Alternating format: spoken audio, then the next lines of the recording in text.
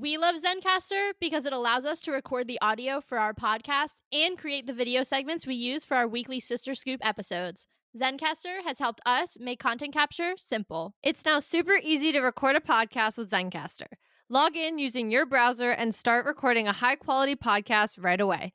Record studio quality sound and up to 4K video with your guests, and feel a sense of zen knowing Zencaster's multi-layered backups ensure you always have your recordings in the highest quality, even if the connection is unstable. If you've thought about podcasting before and realized that you need a lot of different tools and services, those days are over. With Zencaster's all-in-one podcasting platform, you can create your podcast in one place and distribute it to Spotify, Apple, and other major destinations. Just go to zencastr.com/pricing and use our code SistersAssembled, and you'll get 30% off your first month of any Zencaster paid plan. We want you to have the same easy experiences we do for all of our podcasting and content needs. It's time to share your story.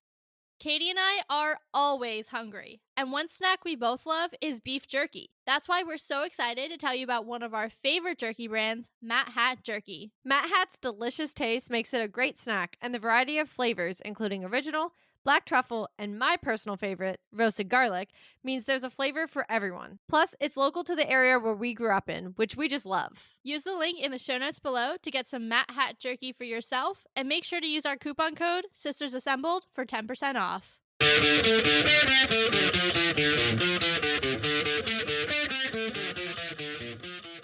Hello and welcome to Sisters Assembled, your home for all things MCU. And we are continuing this week with our replay series, this time diving into episodes 4 and 5 of WandaVision.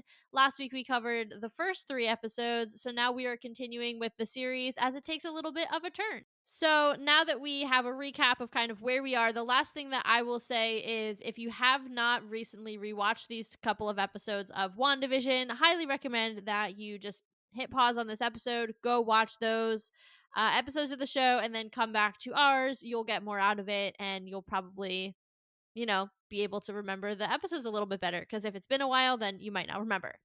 With all that being said, I'm going to turn it over to Katie, and she is going to get us started. When I was watching the episodes, I actually was like pre-thinking about what I wanted to say during this episode. Look at you. And I know. And I actually have to say the first thing I want to start with, which is going to seem like a really weird jump in, but it's that I wish they would have just let her be evil. In this show overall, you mean? Yes. Yeah. Because I don't remember how sinister she really becomes until I was just rewatching episodes 4 and 5. And then I sat here and I was like, why didn't we just lean into this? Why did we try to have her have like the hero arc? Because she very clearly was already down this villainy kind of road. She actually already had good reasoning for being the villain. Yeah. And then it just compounds, obviously, when she has to drop the hex. And I guess like maybe some of the argument could be like, well, how would they have gotten her to drop the hex? But they still could have done something differently with Agatha to have allowed that to happen. And I just think it's kind of frustrating because it was like, you did so much work now that I'm rewatching this, especially in episodes 4 and 5, because obviously right now I haven't rewatched episodes 6 through 9, but like you did so much work to make her sinister. So why did we undo it? Yeah, and I think that really goes back to one of our biggest qualms with MOM, which is that you do have that redemption arc at the end of the series where, she sets everyone free and all that good stuff. And then you get this one little hint of her with the Darkhold and she hears her kids, right? That's the end credit of the final episode. And you're supposed to go from that to this full-blown evil Scarlet Witch Wanda who's chasing America Chavez across universes and sending monsters after her and has this entire orchard like enchanted, like all this stuff. And it's such a jarring experience because so much of that descent seems to happen off screen. Yet then you come back to this show, to your point, and you're seeing the descent. Right? You're seeing her on that slope, and it's like they had her going down the slope, and then they were like, actually, let's have her walk back up the slope, only to completely jump over the slope and over the cliff off screen. Yeah. And it's just a very odd choice when you think about her long term narrative. And now we know that the guys who wrote MOM didn't actually watch this show. So, like, that is obviously going to create some dissonance. But even, within the show itself, Yes, exactly. it still is causing some challenges of like, it would have just been easier to understand from an audience perspective the narrative had she just continued the descent. And I think that's exactly where that's the hitting the nail on the head is from an audience perspective when you're watching and guys, we're watching this in a bubble, right? When we are watching these, we are not watching all 9 episodes in a row. And I have watched all 9 episodes in a row before when I did my first rewatch in like college of this show. So I've done it. I've watched all the 9 in a row. We were here when it was coming out episode by episode. And I think I don't remember my feelings episode by episode. Obviously, that was like 4, almost 5 years ago now. So, like, very hard for me to be like, this is how I was feeling. But going back, watching them in the bubbles that were forming around them to make episodes out of them, these 2 episodes of WandaVision very clearly paint Wanda as the villain and shifts the narrative. And I think it's so well done and natural that I actually like well, I almost said these 4 episodes. These 2 episodes, episodes 4 and 5, are honestly 2 of the best episodes of TV that I feel like I've been watching in a little while going back to rewatch them because I actually found myself genuinely normally I like watch these episodes and yes, I'm paying attention, but I might be doing some other stuff because I'm like, well, I've seen the show and I've seen it a couple times and like whatever. I genuinely was stopping what I was doing to try and watch it because I was like, hold on. I didn't pick up on this, or I wasn't picking up on this, or like how sinister she really is coming across. And I actually really want to talk about Sword as well, because I do remember Sword. Obviously, we're going off the basis that most of you have also seen this show before now. But Sword kind of does that appeared 180 where they're like, okay, take down Wanda. And they try to do it in this episode as well. And honestly, I don't blame them. Like now, like it's so easy as a fan to like villainize essentially this organization we know nothing about and Hayward and all this stuff. And obviously they're crappy people like every organization in Marvel. But I get it. Like if she came crashing out of that hex too and was like, leave me alone. I'm doing what I want to do. I'm not bothering anyone. And you're like, actually, you're holding an entire town hostage. And she's like, I'm doing what I want. Leave me alone. And it's like, oh, we can't really do that. Yeah. And I think I'll circle back to Sword in a second, but I think to your first point about like Wanda's level of like I don't know how to formulate this sentence in the right syntax, but she's extremely sinister in these 2 episodes, as you've pointed out. And I think one of the things that is important to add to that is something that we talked about in episodes 1 through 3 is for much of that, she's not really aware that she is the problem. Yes. And it's not until, the last part of episode 3 that she starts to realize, oh, I can control this situation. I can manage this. I'm in charge. And especially then when she removes Geraldine / Monica from the hex, then she's like, I'm fully in control now. This is my world and everybody's just living in it. Yeah. And you see that switch happen. Well, and it's funny you say that because I never realized how meta this show almost got within itself because Vision says the same thing to her. What do you mean? In what part? At the very end of episode 5 when they're fighting, he straight up even says it. He's like, I don't think you started this on purpose, but I think you've learned you're controlling it and you like it and you're continuing to control all of it. Yes, exactly. But I think too, like in episodes 4 and 5, because we're aware that she's aware, you can't give her the benefit of the doubt anymore. And she is going from subconsciously controlling things to actively controlling things. And I think one of the it seems so mundane, but I actually think that one of the scariest moments is when she's trying to get the twins to stop crying. and she is actively about to use magic on her. Well, she does. She tries, it doesn't work. And then you have that line from Agatha, and she's like, "Oh, kids, you can't control them." And I was like, "That's a direct slide there." You know what I'm trying to say? That's a directly at Wanda. Well, she even makes the comment about like why can't I think she says, "Why can't I control you?" Or Yeah, or something something like like that. that. Yeah. Yeah. And so it's so that actually I think is one of the most sinister pieces, is that she has become so used to controlling everything in her environment to be perfect and exactly the way she wants, that if she wants to get some shut eye, why the heck can't she make her baby sleep?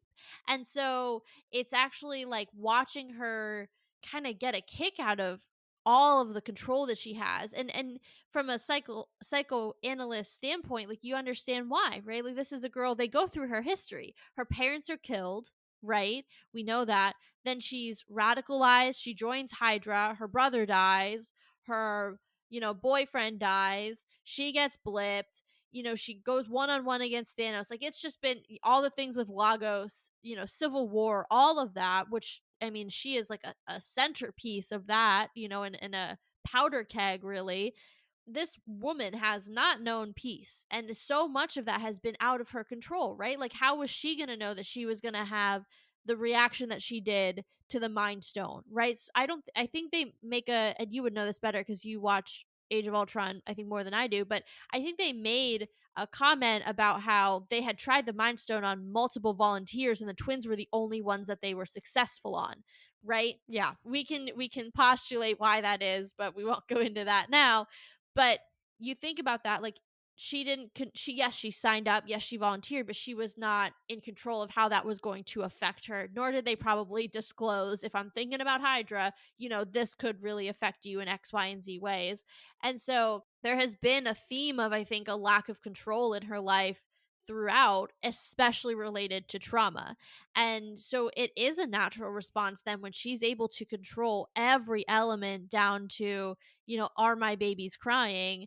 Why wouldn't she? Like, it's a natural response. It's a human response to try to control that.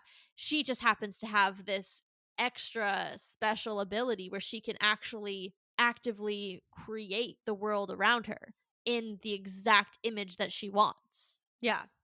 And I think that's what makes all of this so interesting because the way this show really portrays the journey for the audience is so interesting because we are I would kind of want to zero in a little bit on episode 4 because I think that's that moment it takes you out of the story and you start to actually understand everything going on. But, as an audience, you watch episodes 1 through 3 and you're like, "Oh, this is cool. This There's is some so weird stuff fun. happening." Yeah, it's fun. There are some weird things happening. I'm not fully following. I don't really understand. And, whatever, but it doesn't really matter because I'm enjoying this. Yeah.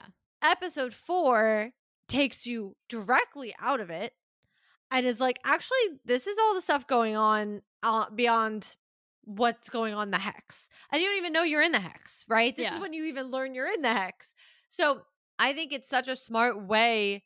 And I kind of brought up the whole idea of like the show is very meta because it is. I mean, Yeah. it's a show within a show while also people are watching Wanda. The fact that she's even transmitting out a signal that essentially is a TV show in and of itself is a very strange phenomenon that's like is like to a degree she has to be aware it's happening because she's like rewriting the show almost actively as it's happening. But Yeah. in the same way, I don't think she's realizing fully it's a show. But then I think, Vision breaks that wall when I said they're fighting at the end and he says about, oh, you might not have had control at first, but he even points out, what are we going to wake up tomorrow and you're going to completely redo everything again? And now this is going to happen. Yeah. Where are the children? Where is this? Like, all this because at this point he's aware. Like it's such an interesting concept. And I do really think episodes 4 and 5 hinge it on its back where it's like this is where you're going to learn that things are not fully as it seems. Even though you knew that, you're going to learn why. Yeah. You're going to start to figure out why things aren't like that. And I do think it hinges so much on her mental health Yeah. and where she is at and just what she can. You talked a lot about control, what she can and can't control. I think it hinges completely on that. And the discussion that I think surrounds her character up until this point, and now even further as we've seen her in MOM, and now whenever she makes her return, which is, is Wanda a good guy or not? Yeah. Because I think that is really the big question that it even gets brought up in the show. Yeah, I was gonna say Hayward. Yeah, Hayward even says, I'm like, listen, I hate to agree with this guy because I remember hating him. Yeah. And I'm sure I'm still going to hate him by the end. But I'm seeing where he's right and where at the end of the day, an entire town is missing and under mind control. And they aren't even aware yet that this is painful, fully painful until Monica comes back out. Which is honestly like I know that's something that is actually addressed a lot. Well, at the end of the series, of course, but even in Agatha All Along with Mrs. Davis, like she alludes to what that was like being under that. Agatha even I feel like talks about that in some of the early episodes if I'm remembering correctly. So it is fascinating to then see this, and hear Monica talk about what that was like and being under that grief and all of that. And it's such a we talked a lot about mental health when it was related to Thunderbolts and how that was one of the best representation that Marvel has ever done, but I think we were a little remiss to remember this show or to forget this show because I think this whole show, as you mentioned, is so much a metaphor for her mental health, her grasping at control where she's able to control. The fact that she created the hex out of grief, which obviously we're not there yet in the series, so sorry about that.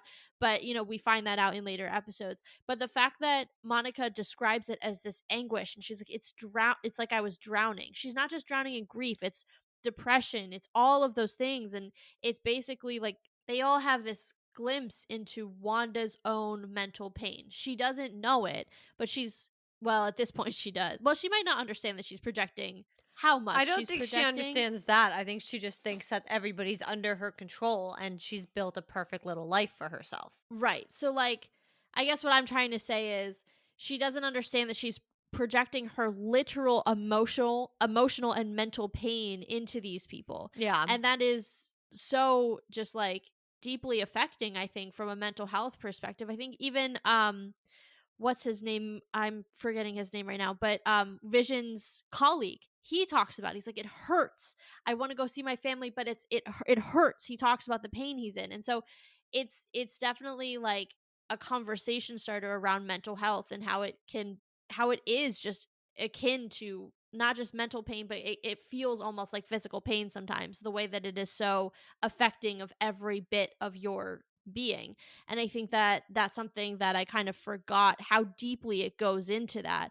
Obviously, it does on a much more macro level, but even when it gets into the things about her projecting that into, her victims, it's an interesting conversation.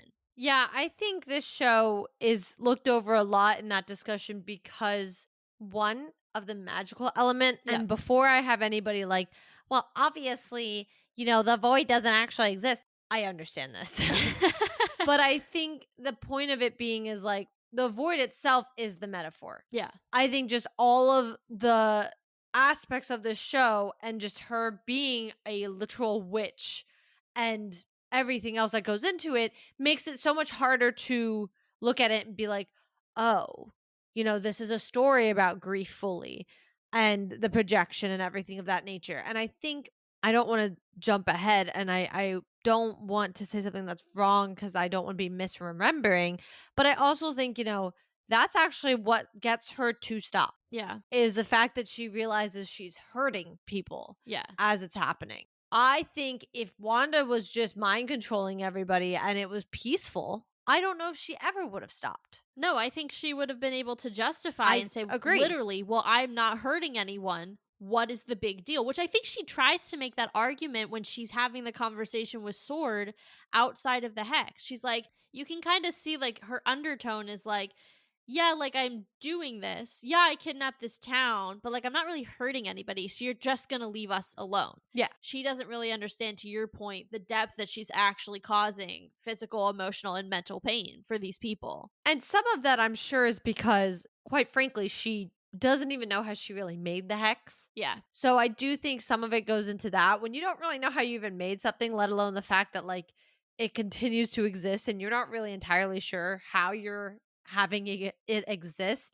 I think it's really hard to be like, I know the rules because it's like you don't even know how you made it. Yeah. So I think a lot of it comes down to that. But that is what gets her to eventually stop. Is it's we're in pain. You are hurting us all the time. You are pretty much amplifying all of your feelings and pushing those onto us.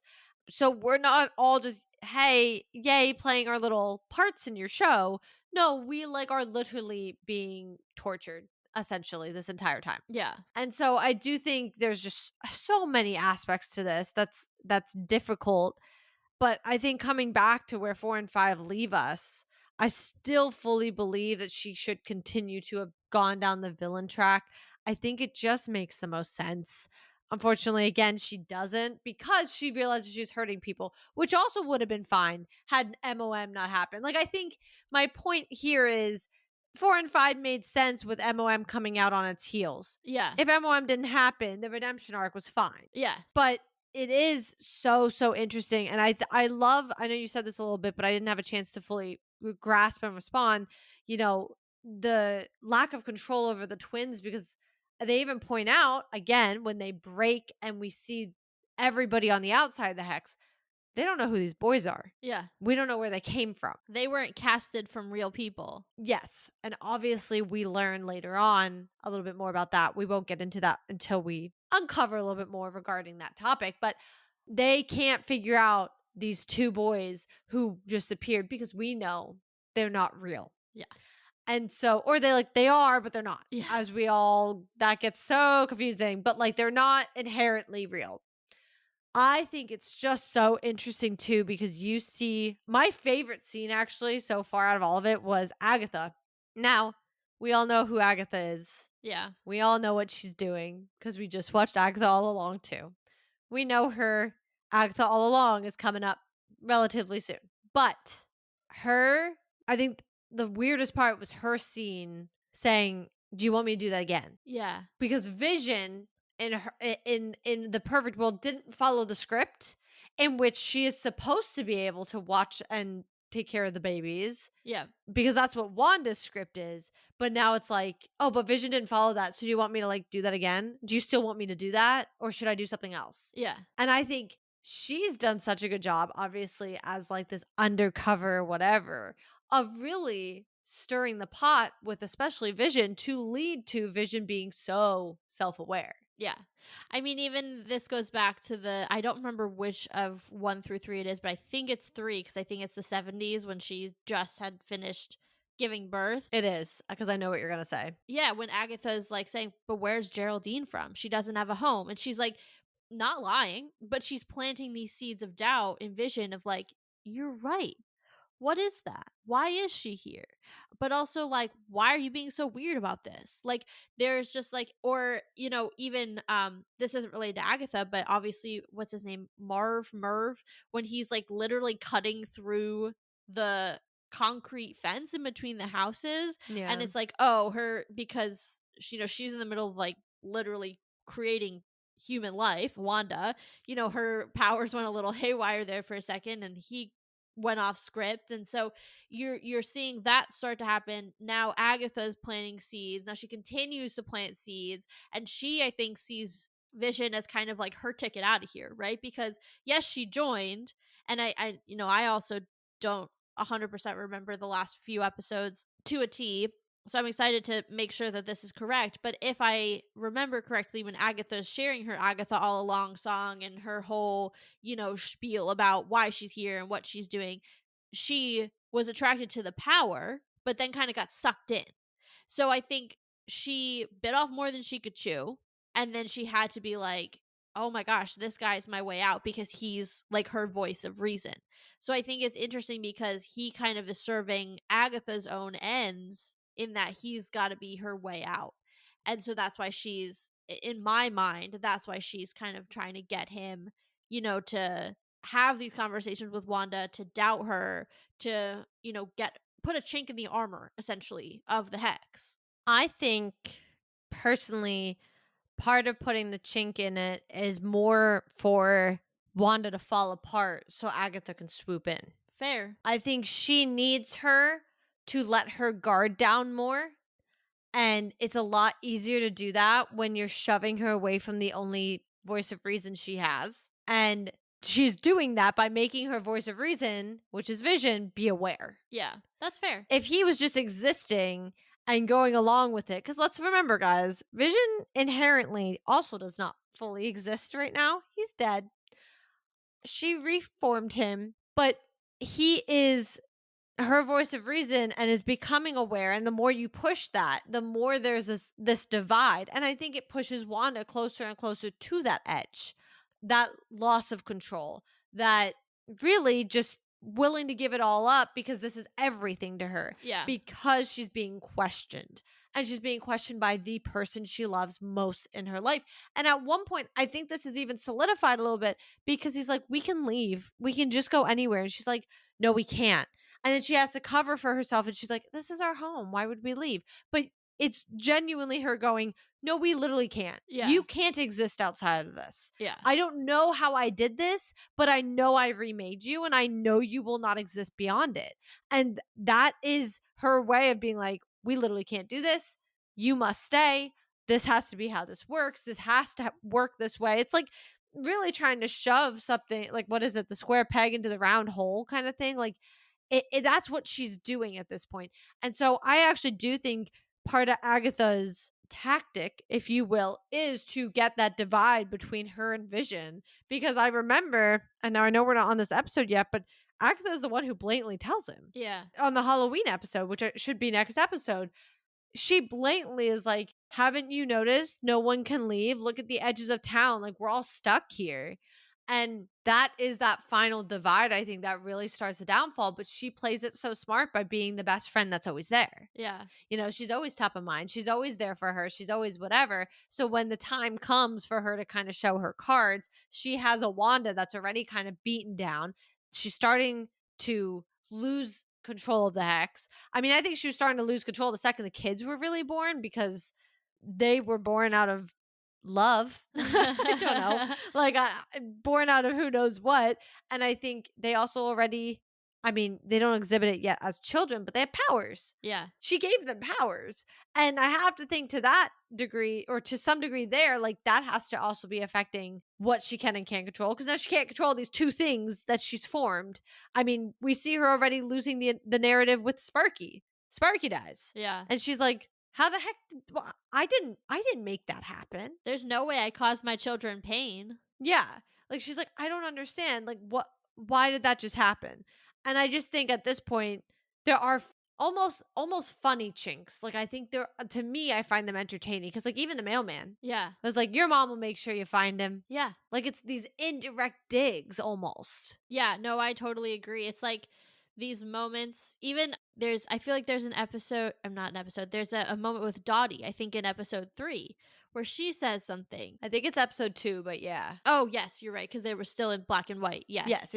It's in the scene with the radio when he does get through. Yeah. Yes, you're right.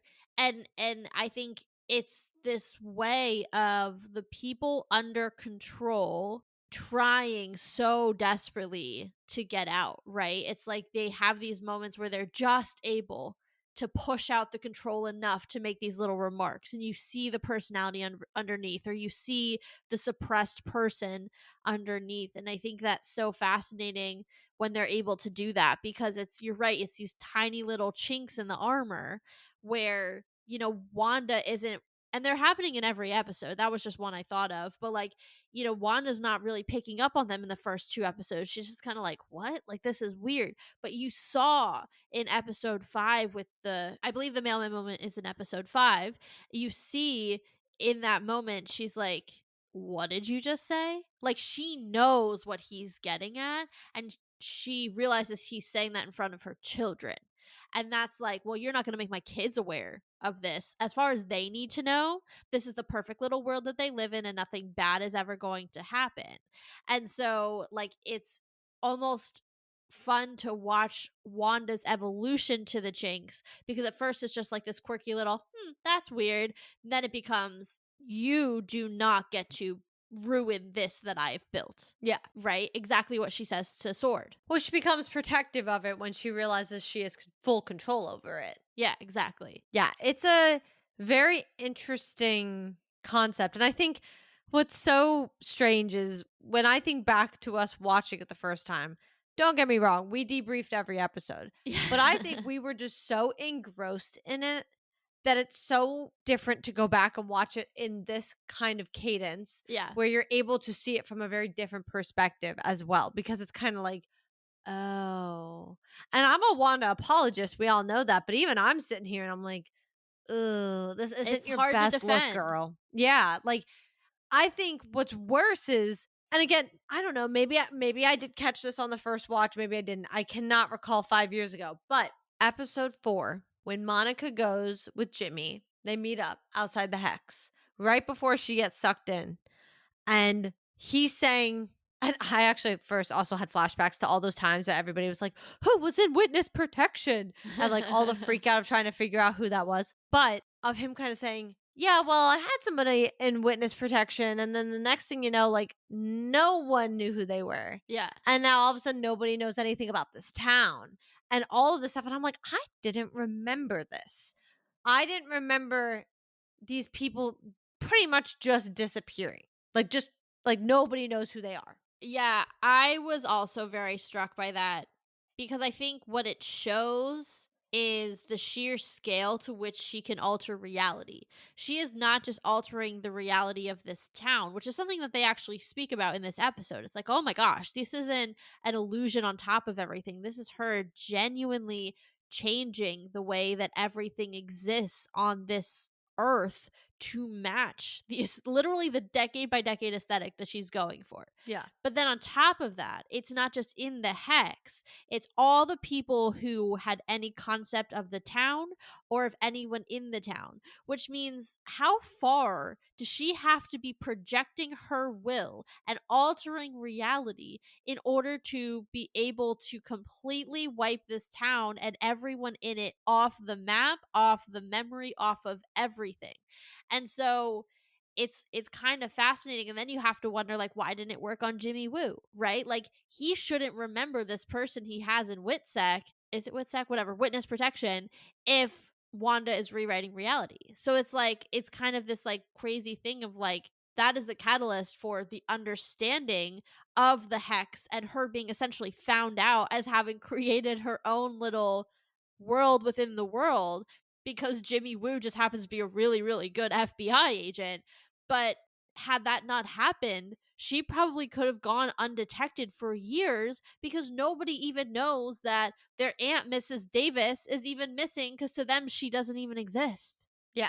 No, and I actually think they kind of, this might not be true. I took it as this. I think they addressed it by saying, he got on the first flight from Oakland. Obviously, we know he's on the West Coast. He Yeah, is, Ant-Man's guy. Like we're well aware that like he operates on the West Coast. So my understanding of it was the projection of that probably happened once at the beginning when the hex went up and everybody went into their characters. fair. And I think when the characters were made, everybody who knew those characters, because keep in mind, nobody forgot Monica when she went in. Yeah, true. So I think that initial just like wave almost, if you will, that probably followed the hex going up of just forgetting that the town exists and everybody in the town happened, but it only goes so far. Yeah, And so I truly don't think like she spanned the entire country. I'm sure if, Aunt Davis had a niece in California, she probably still would remember her aunt. You know what I mean? Like I would think that would still be how that works. And that's kind of why I assume they made a little bit of that connection too, to mention like he was on the other side of the country when the hex went up. fair. Because I would think that like she probably only covered a part of the tri-state area with that lack of memory and then moved on. Because again, Monica goes in and everybody remembers Monica. That's not an issue. Yeah, that's a good point. That because that would also be like obviously we know she's massively powerful and she only gets more powerful as the show goes on and she embraces her true identity, but to simultaneously build, maintain the hex while also maintaining this shroud of non-existence for everyone who was sucked in. I mean, that's crazy work to do that, Yeah. 24/7. Right. Because she can't slip. The second she slips, everything comes down. Right. And I think that's why that monologue is added. But I do have to say that conversation, I think, really hit me more than I maybe would have thought it did the first or even second time I watched it. I think it really put into perspective for me just how insane this was. Because obviously I knew the hex was up, but I don't even think I remember people forgetting Westview existed. Same. Like, I don't think I remember that at all. So I actually thought that was extremely interesting to how that went about. But I do think, to your point, it just shows the grand scale of her power. And as she continues to gain it, I think I don't know we're jumping around, but I think one thing leads to to like another bigger discussion. Even at the end of episode 5, when her and Vision are arguing, and she's like, "What do you think? I make sure everybody gets up every morning? Do you make sure I do this, that, and another thing?" It's like, no, but you're making sure everybody plays a part when they interact with you and with Vision and with your kids. Well, yeah, because we will see, we haven't seen yet. We Yes. will see what happens when people are outside of the WandaVision family radius and how they struggle to complete daily tasks. Like I think there's a scene, and I don't remember exactly what actions they're doing, but they're continuing to chop the same plant over and over again, or Well, the they're one that's stuck really eerie is, driving. like, they're trying to, like, hang, like, a decoration or something, and that's the one Yes, I yeah. remember. That's so scary. I think it's the next episode, isn't it? The It Halloween is, it's the episode? Halloween episode, yeah. Yeah. And I just remember that being so creepy because it's like these people who are on literally on autopilot because they don't have the active commands coming from the command center, aka Wanda, but yet they don't have complete free will to be able to go about their daily lives until she walks into their orbit. Yeah, and then their script comes in. Yeah, I mean, that is actually, I think, one of the most disturbing. There's a lot that's disturbing about what Wanda does, but I think that's one of the more visually disturbing moments in this show where you see how she's impacting people who are not like we see how she's impacting the people in her orbit in every episode, right? From the get. But to see how she's impacting people on the outskirts of town who are not in her orbit arguably in a worse way than those who have active roles, I think is really scary. I'm both looking forward to and not looking forward to that episode because it is so disturbing. Yeah. Yeah, I mean, I agree because I think the Halloween episode, which is the next episode, is really when all crap hits the fan. Like I think we're edging towards that in episodes 4 and 5. I mean, not so much 4 because I think 4 is that behind the curtains, like we're starting to see the pieces being put together from an outside perspective, but I do think episode 5 we're very much rushing towards like something is happening at this point. Like Yeah. you have to reach a catalyst and a point where it's just like, okay, and I think that begins in episode 6 because I do think I mean, ironically, out of all the episodes I feel like that are left that I really remember, it is episode 6 Yeah. because of all the things that happen within it. So I do look forward to that. I feel like we'd be remiss to not mention the ending of episode 5, but I'm just so mad about it. I don't even want to talk about it. I know. It's so like I remember being so excited at the time because, we all thought this was the multiverse, right? Like to bring it's one thing to, like Darcy puts it, recast Pietro. It's another thing to do so with Evan Peters, who very famously plays another version of Pietro. Yeah. And so like that moment happens and I just was like, ugh, now my rage begins I because it's at this know. point you think, it's not been revealed exactly what this means, aka nothing. And then they go on to further dig their heels in Agatha all along and I just was like, no. Like just stop. No, I fully agree. I mean, I think I'm still when it's like, ugh, I don't never mind. I don't like this artist. I was gonna quote the song because it's a TikTok song, but I don't like the artist. But essentially, like this is where I still am all these years later because I still don't really understand how he even had powers. Yeah. And I know we try to talk like the whole thing is like Agatha's behind all of it, blah blah. I don't understand how you gave like for the sake of the bit, how did he have powers? I I don't guess she gave understand. them to him. I I guess so too, but I don't understand it. I don't get it. I think the thing that like forever, I don't know what the metaphor is, rubs me the wrong way, I guess is the best one I'll use here. There was a different one I was going to use, but I can't think of what it is. But the thing that forever rubs me the wrong way is that they went out of their way to cast Evan Peters. Like, I'm sorry, but you could have done this whole Ralph Boner thing with literally anybody else and been like, that's weird. But instead, you chose the guy that could have opened up this whole idea of the multiverse because he specifically plays this character. Like, I know we'll discuss this more when that's all revealed, but like, that to me is just gonna forever be like this huge missed opportunity that I will rail against till the end of my days. Well, for me, I honestly was like, at this rate, couldn't we have just gotten Aaron Taylor Johnson back? She's bringing everybody back from the dead. So couldn't we have just done that for a few episodes and then, oops, he's still dead? Well, even it could have just been Aaron Taylor Johnson's Quicksilver in another universe. Like, I know that That's Evan what I mean. Like, Peters- we didn't need it to be Evan Peters, regardless. right. I mean, let's be real here. If we're gonna go meta, I don't think they were gonna get Aaron Taylor Johnson to do TV. I don't care. I mean, I don't disagree with you. Like, I think that to me would have been the better choice. But even if you couldn't get him, then why were we doing Evan Peters? Because you knew what that would mean to the fans. well, and that's You my knew point. that would be such a strong indicator of something different. And I remember us all being like, "Oh dear God, Yeah. this is crazy." And then you were like, "No." And here's the thing that I don't get is how does that make sense? Because now that we do have the multiverse open, I hate this. I don't.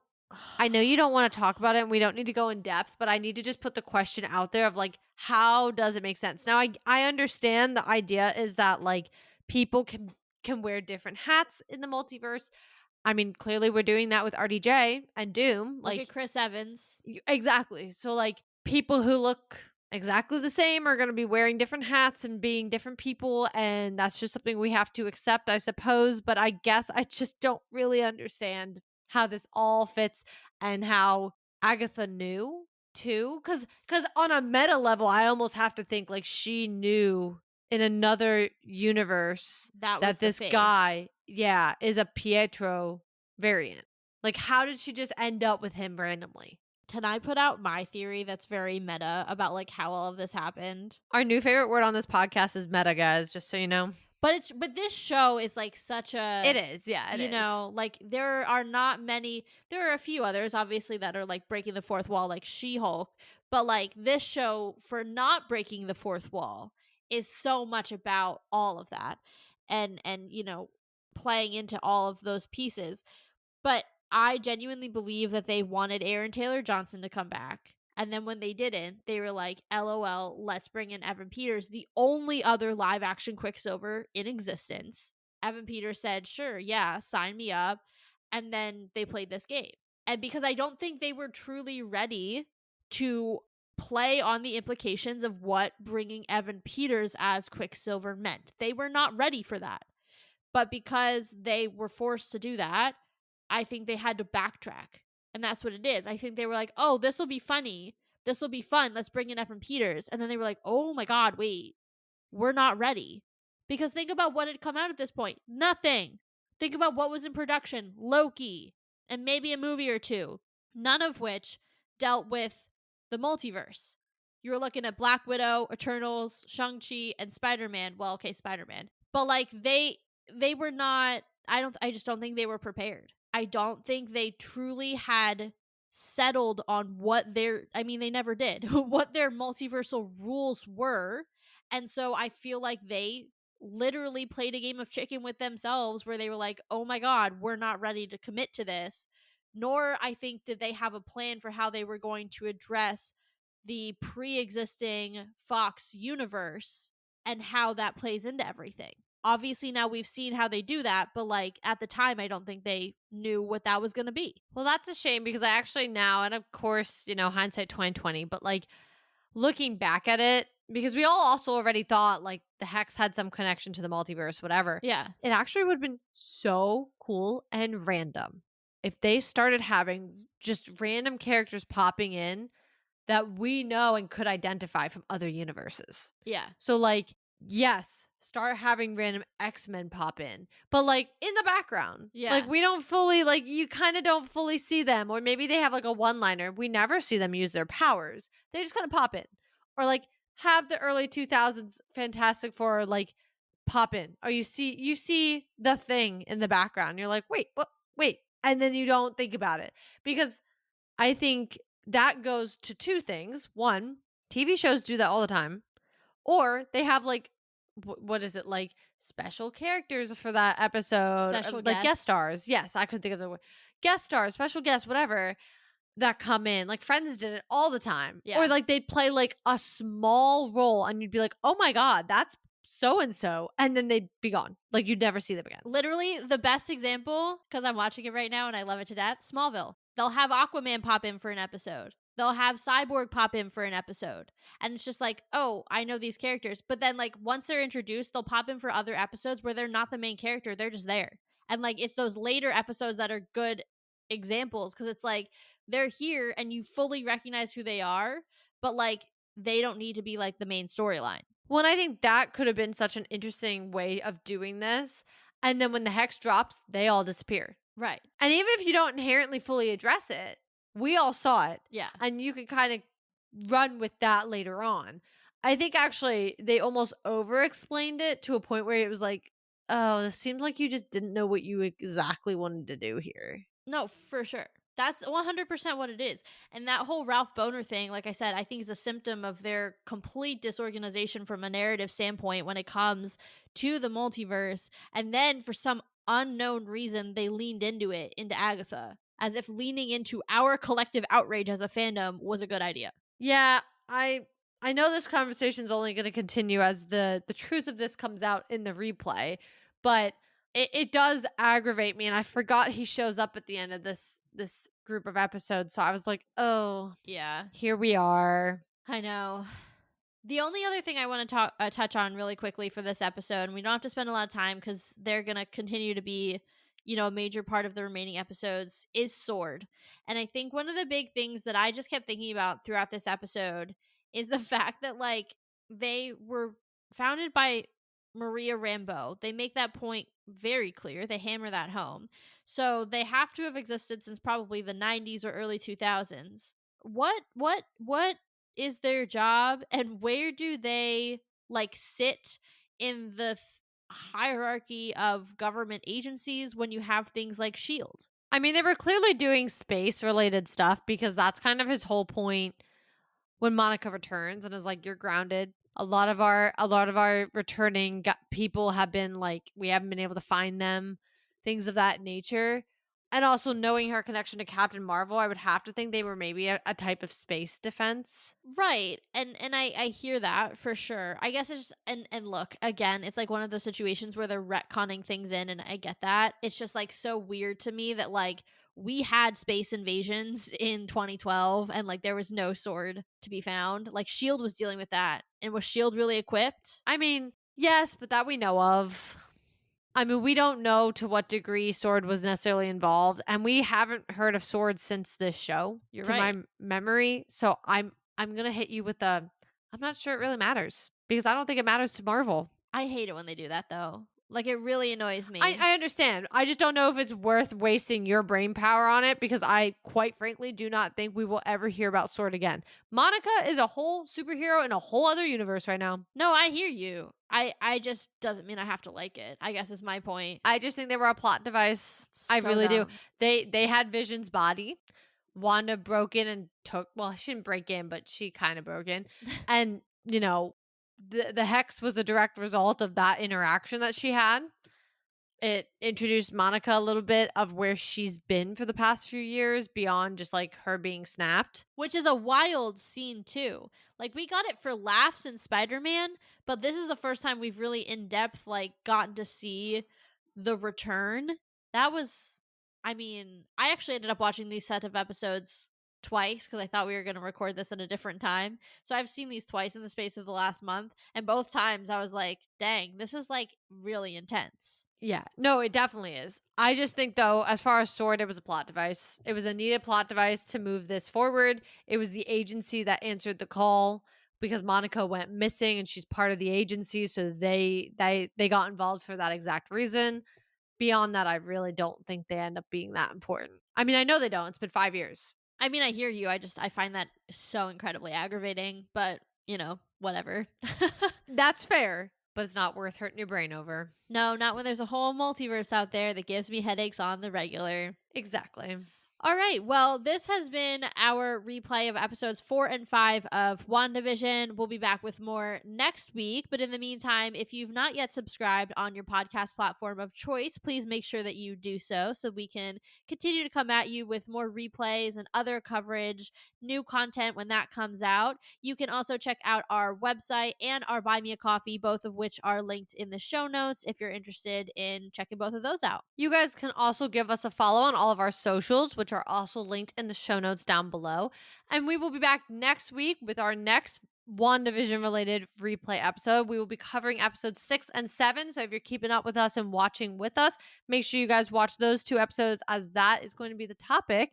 And we're excited, as we've kind of said, we know what's coming in at least episode 6. So we're pretty excited to talk about that one next week. But until then, Marvel just blew your mind. So let's talk about it.